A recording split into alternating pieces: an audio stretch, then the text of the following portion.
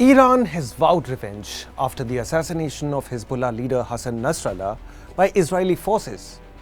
Now, one may recall when Hamas leader Ismail Haniyeh was killed, Iran and its proxies responded with a barrage of missiles targeting Israel.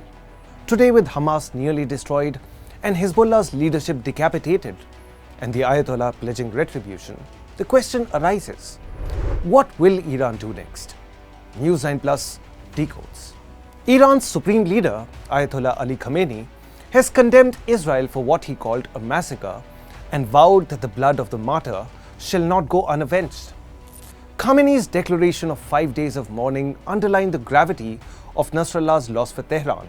Iran's supreme leader framed Israel's actions as part of a broader US-backed campaign, labeling the airstrike that killed Nasrallah and others in Beirut a short-sighted and stupid policy.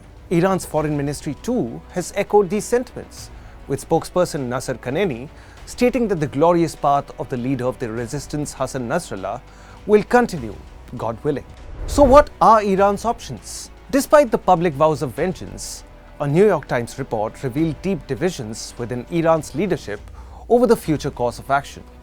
According to reports, the assassination of Nasrallah was met with shock and anxiety in Tehran.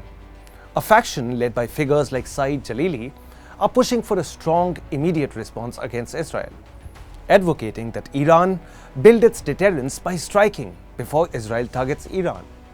Iranian state media has intensified calls for military retaliation. However, President Masoud Pezeshkian and the moderates argue against a direct strike, cautioning that such a move might play into Israel's hands and ignite a full-scale regional war. They fear the possibility of Israeli reprisals, damaging critical Iranian infrastructure, a significant concern amid the country's struggling economy. We will not go to war. That's off the table, a former Iranian vice president has stated.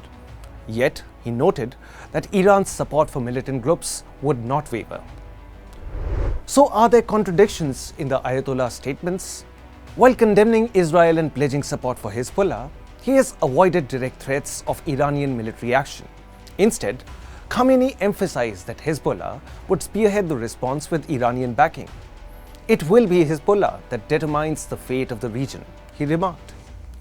This calculated ambiguity suggests that Iran is weighing its options carefully, unwilling to risk open war but committed to maintaining its influence through proxies. How will Iran's choices impact the world?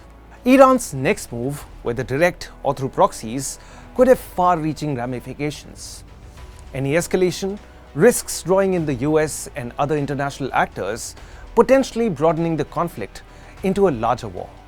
The world watches closely, wondering if Khamenei's patience will give way to the pressures for revenge or if cooler heads will prevail.